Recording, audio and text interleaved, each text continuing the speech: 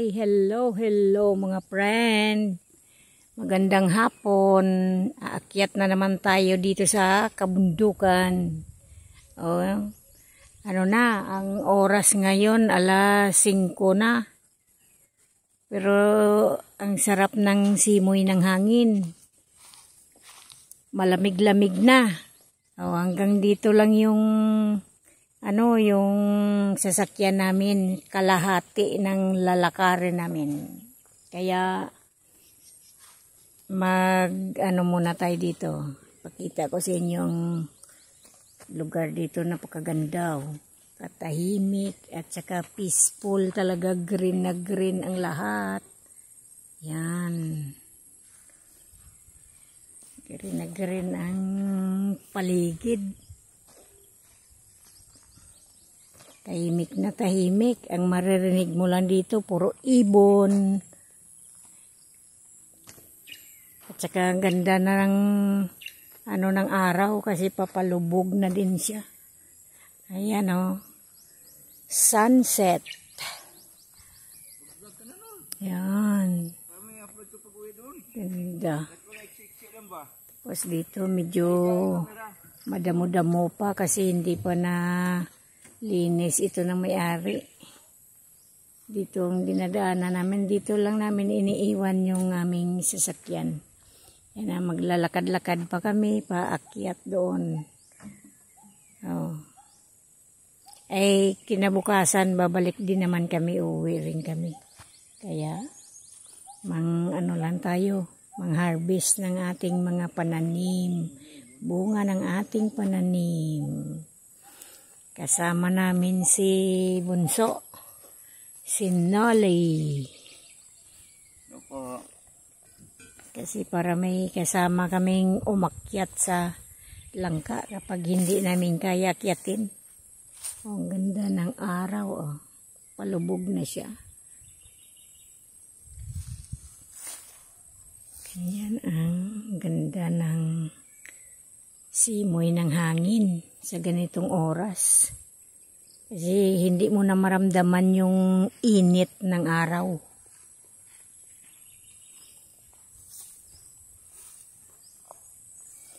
Ano na ang oras nito? Ano oras na, Nol? Mag-6 na? Mag-6 na pero maliwanag pa. Ang araw hindi pa nakalubog. Mataas pa yung araw. Pero wala na siyang init.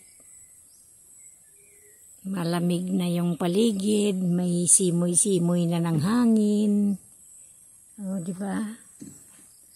Dahil dyan sa kaparangan na yan. Hanggang sa gabi nandyan lang yan yung baka na yan. Kaya may bahay naman dyan, banda dyan. Yan.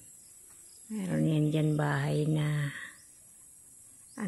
dito namin iniiwan yung sakyan namin kasi may bahay yung mga gwardiya dyan.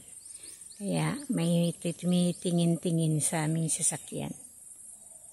Yan. Tayo na, mag-akyat na tayo. Para makapahinga-hinga tayo ng maga.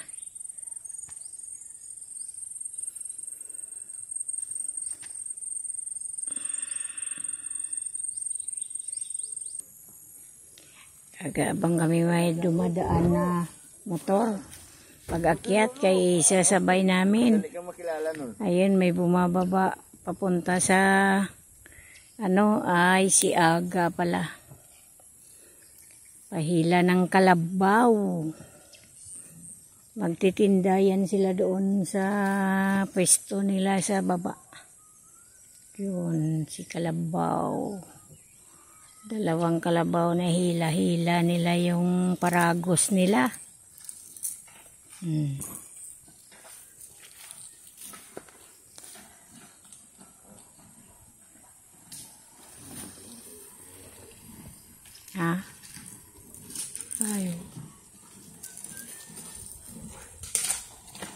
Puno ng wow, ang daming dala-dala ni na uling.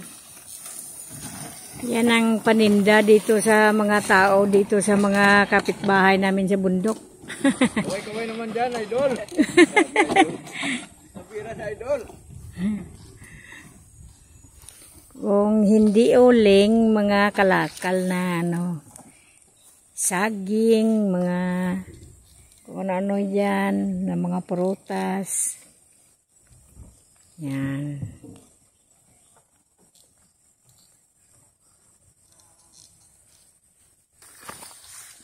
Hello mga friend. Kilala niyo ba yung ganitong mga halaman? Oh? Dito lang yan sa may bundok. Ano yan siya? Pinapaasim din yan sa isda. Maasim yan siya. Yan nung nakaraan. Pag-akyat namin dito, marami ito siyang bunga. So, ngayon parang wala akong nakitang bunga. Ay, ito, meron dito. Pag nahinog yan, parang ubas din yan eh. Kasi nasa taas kasi siya eh. Ayan oh. Yan. Lumalaki din siya. Na parang ubas. Pero pag na, ano yan siya, pag nahinog siya, kulay orange siya. Napakaasim yan. Napaasim yan sa isda. Sarap kaya niyan. Ayan o. Tingnan nyo. Para siyang ubas niyan kapag ano, nakikita nyo. Ay. So. Yan. Parang ano yan siya. Parang ubas yan siya kapag nahinog na. Kulay orange kapag naluto. Yan. Pampaasim yan sa ano. Sa isda. Marami itong puno na ito. Marami sila, kaso lang siyempre dinadaanan, ikmo. Yan, ikmo. Kikuha ni Noli yung dahon at saka pinaamoy sa akin. Ayan o, yung mga ikmo. Buyo ba, panganga. Dami yan dito sa bundok. Kahit ilang sako pa yan ang kunin mo dito, puro ikmo. Kahit saan ka lang tumingin. Nga ikmo. Yun. Ano yon? Ay, ano yan? Tigi-tigi, makatiyan. Yung hayop na yan, oh. Pag nasagi mo, makatiyan sa katawan.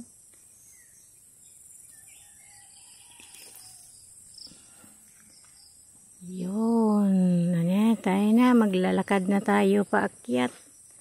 Kaya, dandahan na tayo. Ayun, oh, may dadaanan namin.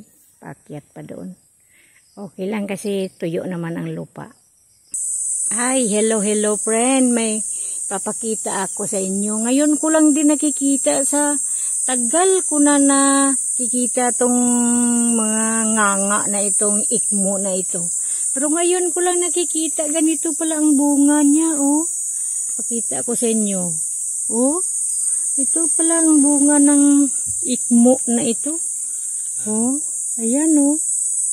Ngayon ko lang nakita na ganito pala ang bunga niya. Ng ikmo? Oo. Tingin nga. Eh? Hinog na? Ay, tamis pa. Sarap yun, hinog yun yung nakuha ko. Ito? Ay, ito. Ah, ito bang hinog niya? Tikman natin. Sarap. Mga kapren. Ang tamis. Kaya baka may gumagalaw-galaw eh. Wala. Oh? Sarap ganun pala. Tagal-tagal ko na kainin ano yan. Ko ha.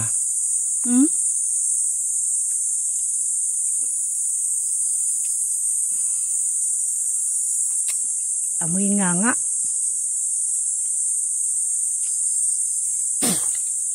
May buto din mga mga kapren. Si muto numutumot ba o baho? Ang amoy niya. Ayun no? Sa taas oh. Dami pala oh. Hinog pa siguro yan. Sarap pa lang lasa niya. Ayan o. Ikmo o kaya buyo. Ito, manibilang pa. Yun yung isa yung sa taas. Baka hinog yun kasi medyo may timitim. Namumunga din pala, no? Oo, ngayon ko nga lang nakita. Sa dami ko na nakitang buyo eh. Ayun o, yung isa pa. Hinog yun o. Yun. Naka-experience na ba kayo ng bunga ng ikmo o kaya buyo na kumain? Ayan o, yung panganga. Ayan ganun pala ang bunga niya o. Sa tagal ko na nakita itong ikmo na to, ngayon ko lang nakita ang bunga niya. Ay, ang dami oh. Dami pala. Oh. Oh, ayan nga oh. Ang dami. Pa, oh. Oh. Sarap po din pala ng lasa niya. Pag hinog na. Maganda to siguro gawing kindi. Ano? Pagbalik natin, baka hinog to, iuwi natin, subukan natin mag-experiment. Tignan nyo, oh, ganda ng bunga niya pala. Akala ko kung ano, ang dami oh. Ayan oh, kasabit-sabit lang. Oh. Ayan oh, dami. Ito nga oh. Oh. Oh. Yan po oh, hanggang doon sa may taas oh. Kasi marami kang makukuha rito. Ano na pala siya, kapag magulang na yung puno. May mga bunga na, ayun po oh. Sa taas. Dami pala. Ay, ang laki na kasi ng puno niya. Tignan nyo naman, oh. Ang laki. Ayun, ang dami niya kasi ito yung mga ugat-ugat niya, oh. Lalaki na, oh. Yung ikmo pala. At saka yung ikmo o kaya yung buyo. Ay, ang dami. Hanggang doon sa taas ang daming bunga. Namumunga din pala, mga ka-friend. Ang dami palang bunga. Matamis siya, Nol. Tikman mo, Nol. Ang sabi ni Noli, Mama, ito yun yung yung pagkain na lason, anong lason na ikmo ito eh. Kinanganga nga ang dahon eh. Ibig sabihin, pati... Matamis siya na... Dito mo. Yung ikmo, ito yung ginagawang panganga, ano? Yung buyo, tabagin sa amin sa Bisaya, buyo. Dito... sa Katagalogan, ikmo yata. Aywan ko dyan sa inyo, yung mga taong nagganganga ko, anong tawag dyan sa inyo? Yung mga matatanda nyo ba? Ang lasa nito, yun nga kagaya na sinabi ko kanina, mabango siya na maanganghang. No? Nga saka matamis siya, mga matamis. Kawaki. Para kang kumain ng dahon ng ikmo o kaya buyo. Kaya lang ito, matamis siya, medyo matamis siya. Madami lang buto. Para din siyang, ano ba ang may maraming buto? Kaya ginaganyan ko, para tumubo. Oh, yung mga buto niya. So, ayan mga kapren. Pagin, siguro to, harvest at saka kusa din kasi sarap. Subukan kaya natin na harvestin yan, saka gawing kindi. Yan sarap ng niya. Kaso lang, tingnan nyo naman, napakaraming buto. Pero matamis siya. Masarap ang lasa. So, ayan. Yun na. Tuloy na tayo mga kapren. Diyan yun nakikita. Kay Noli, itong dala-dala niya. Ang sa akin naman, yun, jug. Gaya namin ng ulam. Yan. Kaya, magpatuloy tayo. Akyat na. Yan ang daan namin, no. May lubak-lubak, kaya ang sasakyan namin hanggang doon, sa medyo maganda ang daan. Pagdating dito, may lubak-lubak. Kailangan to bulldoze papatag. Saka lagyan man lang sana ng graba kahit hindi pa masimentado. Para hindi naman mahirapan yung mga tao na dumadaan dito pagdating ng tag-ulan. Okay lang to na ganito kasi tuyo pa ang daan. Pero pagdating sa tag-ulan, napakadulas dito.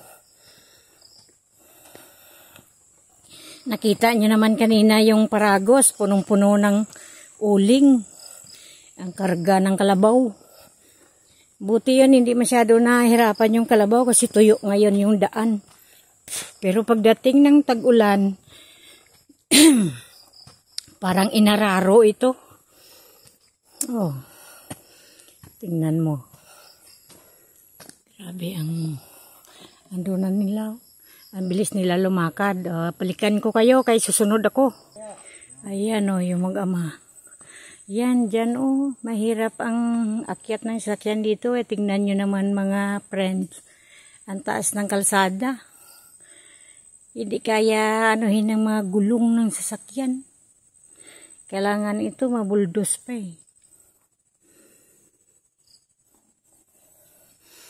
Sana pansin din ng mayor namin dito. Mapabuldos man lang. At saka lagyan ng graba ang aming kalsada para hindi kami mahirapan makyat. Yan. Dito lang naman ang portion na mahirap ang daan. Pagdating doon malapit na sa amin, patag naman na.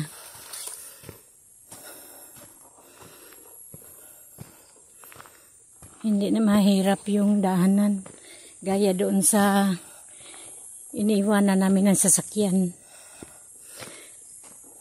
Pasensya na kung medyo malikot ang kamay ko kasi naglalakad ako. Hinihingal ako, naririnig nyo ang hingal ko. Ay, hingal ako sa lakad. Sige lang, samahan nyo kami, mga friend. Shout out kay Ma'am Erlinda Official Vlog, Edita Mix Vlog, Kahimas TV Official, Kagwang Wakiwak Official, Kawaki TV Official, at sa lahat na mga OFW sa ibang bansa.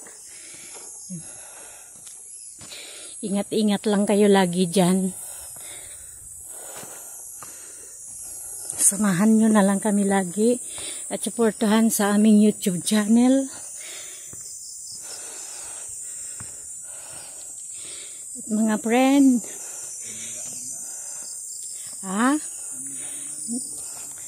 nawala na, daanan kasi ng ano eh. Daanan ng Kalabaw eh. Wow.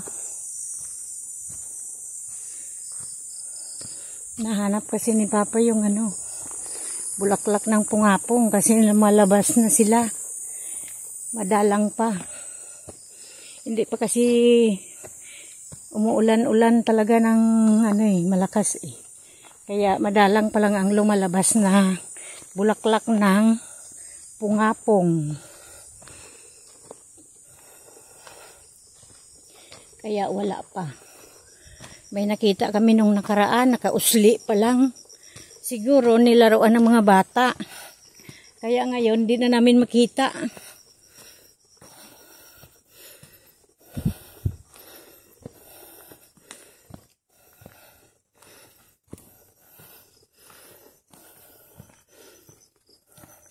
Ganyan ang aming daanan. Dito lang naman hanggang dyan sa taas banda. Medyo hirap ang aming daanan. Pero pag dating na doon sa taas, okay na.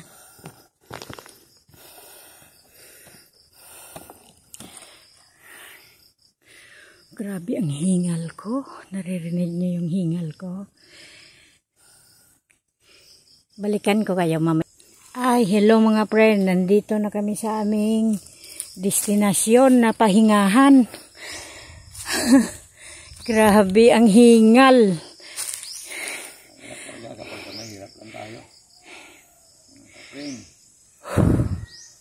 Pahinga-hinga muna tayo ng mga 5 minuto bago lumakad ulit. Malapit na rin. Bahay na rin kaagad. Ay, ganyan yung daan namin, no? Banayad na siya. Hindi na siya paahon. Kaya pahinga muna kami para may buwilo hanggang sa bahay. Kasi yan ang dinaanan namin, no? Oh, paahon. Tingnan nyo. Paahon doon sa baba kami galing. Akyat dito. Ayan, oh, ang ganda ng palubog na din yung araw. Yan, dito kasi mataas ang pwesto dito. Yan ang dinaanan namin kanina doon, oh. Sa baba pa, ikot-ikot lang ang daan bago ka makarating dito sa taas. Yan, ganda ng lubog ng araw, oh. Ganyan kaganda. Tapos doon, nakita nyo parang malayo kasi ayan, oh. Yung parang nakausli na yan.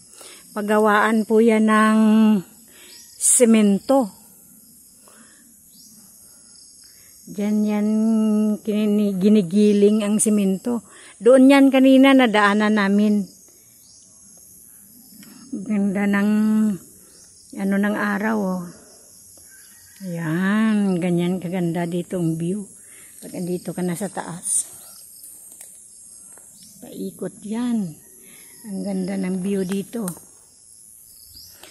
Yan, green na green. Kaya pahinga ng saglit, 5 minutes. At saka uuwi na doon sa bahay namin. Tingnan niyo naman yung lupa dito na dadaanan namin ng mataas. Yan o. May bahay yan dyan sa taas. Patag naman ang nandyan sa taas. Meron yan dyan bahay. Hindi lang makita kasi nasa taas. O, klain mo yan. Andyan mataas na lupa. Tarik. Yan. Pahinga, pahinga. Hanggang dito na lang tayo mga friend. Kung medyo malikot man ang aking pasensyahan nyo na lang. God bless po sa atin lahat. Yan ang mga kasama ko. Yan. Hello, hello po sa lahat-lahat. Ayan. Hello po.